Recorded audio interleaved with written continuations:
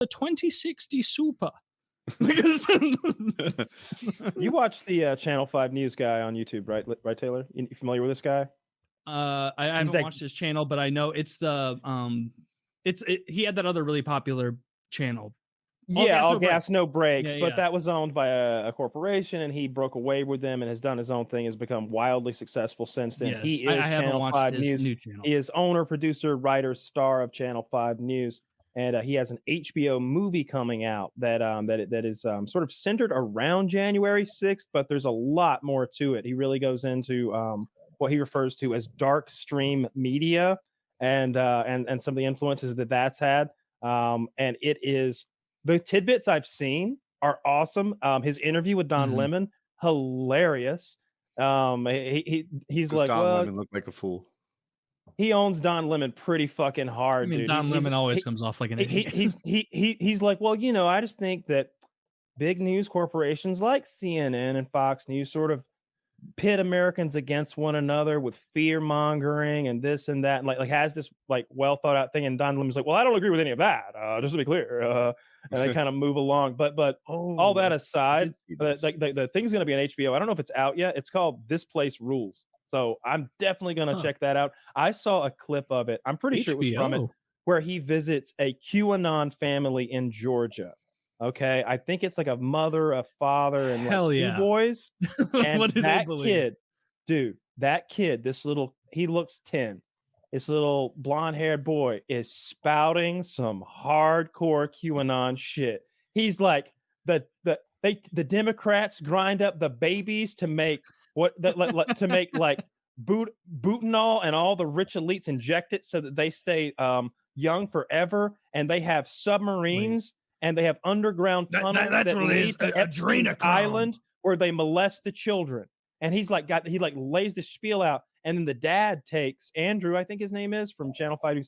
The dad's like, come here, I'll show you the Q board or whatever the fuck. And he's got it on a tablet, like not a good one. And Android tablet. He had an Android tablet. I think he had a Fire tablet. Like I got a jailbroken they give Kindle. Those things away. Yeah, that's a jailbroken Kindle. And he's like going through the board, and he pulls one up, and Andrew's like, so you say there's a lot of things like encoded in here and hidden in the background. He's like, yeah, that's right. You got to really look deeply sometimes to see the full meaning of a post. And he's like, so here where the word sacrifice is misspelled, that's done on purpose. Oh, definitely. These people are smart. If they misspelled something, it was done on purpose to give a greater meaning or to hide something from them, And he's like going like through this conspiracy shit, and the whole family is in on it. And not only are they like practicing this religion, I'll call it, privately, they're like the street people with signs and like yelling at people, and the children are yelling at people about they're how making like kids protest. That's they should be playing in the woods having fun.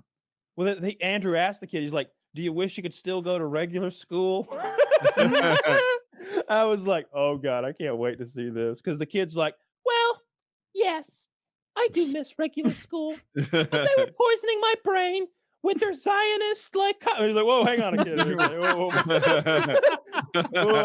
Hang on a minute. Like, Palestine. All right, and we're gonna move along and talk to your dad, Timmy. Shut the fuck up. HBO's not gonna sign the checks if you keep that shit up.